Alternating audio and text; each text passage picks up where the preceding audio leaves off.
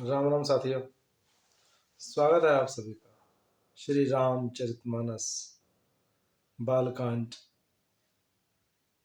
नाम महिमा के अंतर्गत, जिसमें सगुण राम से बड़ा उनके नाम को बताया गया है कि राम भी छोटे पड़ जाते हैं राम नाम के आगे।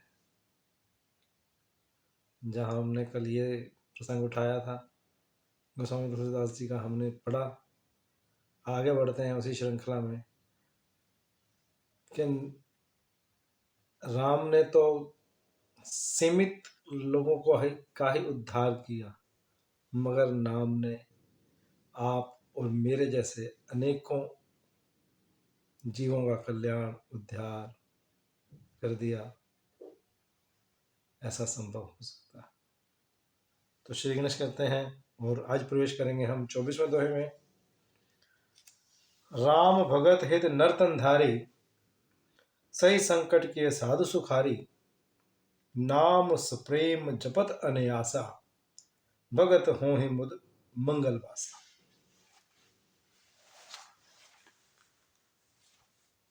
इसका अर्थ बताते हुए गोस्वामी तुलसीदास जी बता रहे हैं, श्री रामचंद्र जी के भक्तों के श्री रामचंद्र जी ने भक्तों के हित के लिए मनुष्य शरीर धारण किया और अनेक कष्ट सहकर साधुओं को सुखी किया, परंतु भक्तगण प्रेम के साथ नाम जप करते हुए सहज ही आनंद और कल्याण के घर हो गए। राम एक तापस्ती तारी, नाम कोटि खल कुमति सुधारी। ऋषि हित राम सुकेतु सुता की, सहित सेन सुत कीन विवाह की।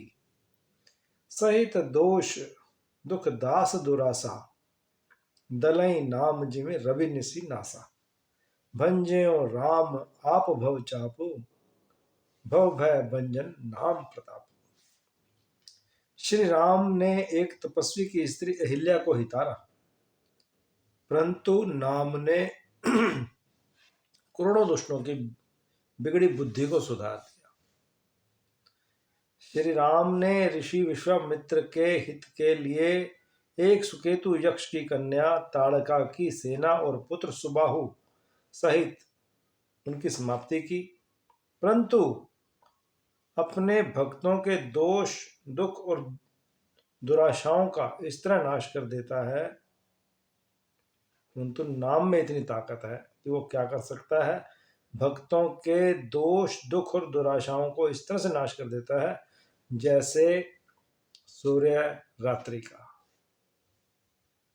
श्री राम ने तो स्वयं शिव जी के धनुष को तोड़ा, परंतु नाम का प्रताप ही संसार के सब भयों का नाश करने वाला है, भय से रहित करने वाला है। नाम की इतनी महिमा है।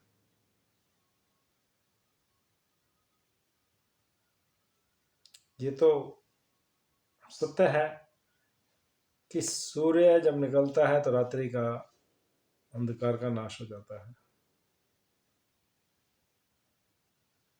दंडक बन प्रभु कीन सुहावन, जन मन अमित नाम किए पावन।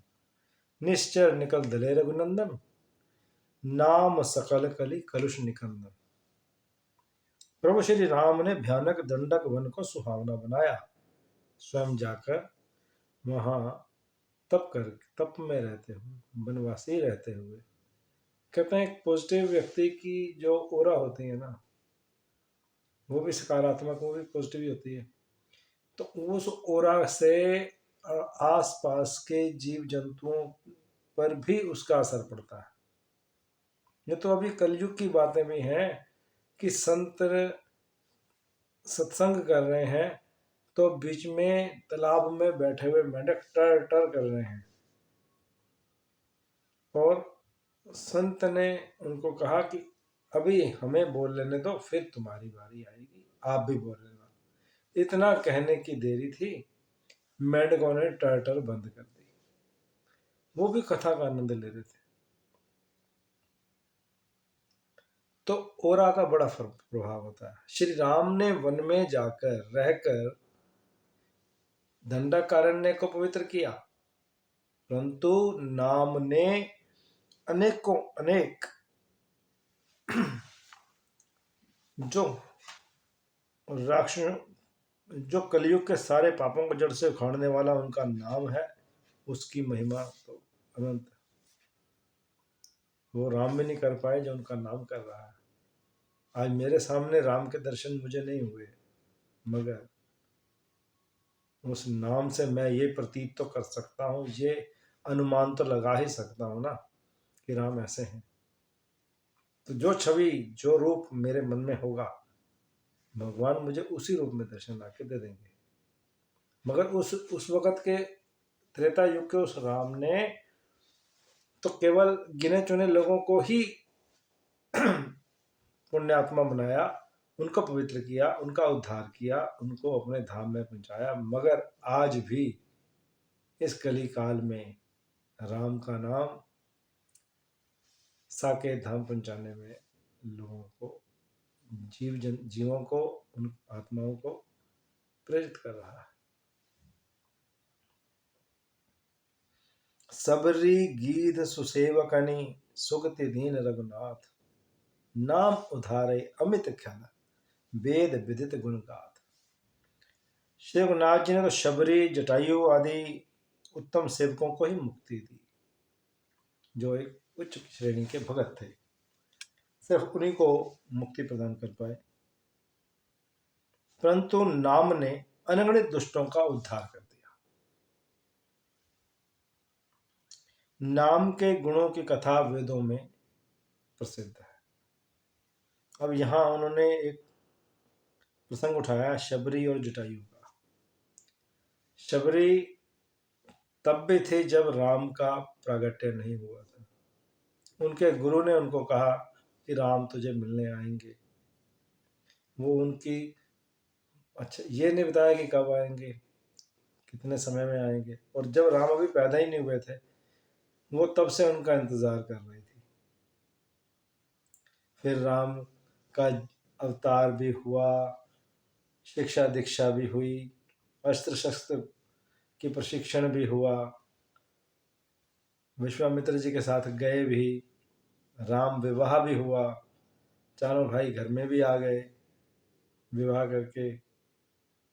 फिर उसके कुछ समय बाद वनवास हुआ, फिर कहीं दंडकारण्य में गए, वहाँ जो आज का कर्नाटक क्षेत्र है, वहाँ पंपापुर नाम का तालाब है, सरोवर है, नदी है, बहती है, वो वहाँ उसके किनारे वो माँ शबरी रहा करती थी। तो उनको जाके उनको मुक्त किया।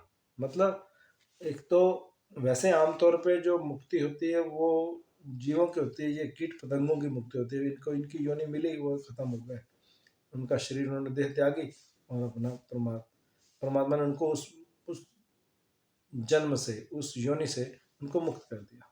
उनकी तो मुक्ति ऐसे होती। मगर जो शबरी जैसे भगत होते हैं, जटायु को क्या था, जटायु का भी यही था कि उसने उनकी पत्नी को, माँ जानकी की रक्षा के रक्षा करते हुए अपने प्राण त्यागे। तो राम ने उनका पिता के तुल्य उनका अंतिम संस्कार किया और उनको मुक्त कर दिया, उस योनि से मुक्त कर दिया, अपने में एकाकार कर लिया। उनकी मुक्ति का मतलब ये है। वैसे मुक्ति हमें जो शास्त्र बताते हैं वो ये कहते हैं कि जीते जी मुक्त हो जाओ। जैसे आप जैसे अब हम मनुष्य हैं, हमें अपने जीवन को जीते जी मुक्त बनाना है, मुक्त रहना है, न मोह में, न माया में, न काम में, न क्रोध में, न लोभ में फंसना है, कहीं नहीं फंसना। रिश्ते नातों में नहीं डूबना। नाता एक राम जी से, दूजे नाते तोड़ दे। जहीं विधि राखे राम तहीं विधि रही। यहाँ ये चरितार्थ हो रहा है। शबरी को भी मुक्ति मिली, क्यों? वो माँ हो गई थी, बहुत अत्यंत छोटे, ज़्यादा उम्र नहीं भी रही होगी तो भी वो बूढ़ी होने लग गई थी। तब उनको जाके कहीं राम के दर्शन हुए तो उन्होंने उसको जीवन से मुक्त कर दिया कि वो एकाकार राम में ही समा गई। फिर उसको कहीं और अब जाने की आवश्यकता नहीं, वो राम के रूप में ही पूजनीय है। ऐसी तरह जटायु का हुआ। वो यही बता रहे हैं कि श्री रघुनाथ जी तो, श्री राघव जी ने तो सिर्फ शबरी जटायु आदि उत्तम सेवकों को ही मुक्ति दी, परंतु नाम ने अनगणित दुष्टों को उद्धार कर दिया। नाम के गुणों की कथा वेदों में प्रसिद्ध है, और आज के समय में वेद तो जब लिखे गए तब पुरानी बातें हो गई, युग परिवर्तन हो गए, मगर कली काल के अंदर गुरु ग्रंथ साहिब के अंदर भी यही है, नाम की महिमा के ऊपर पूरा ग्रंथ लिखा हुआ। नाम की महिमा चुकती नहीं वहां, अनेक बार नाम की महिमा आई है उसमें। तो मैं आज इस 24वें दोहे का पाठन करने के उपरांत अपनी वाणी को यहीं विराम दूंगा। शीघ्र मिलेंगे नए एपिसोड में के साथ, तब तक के लिए जय श्री राम।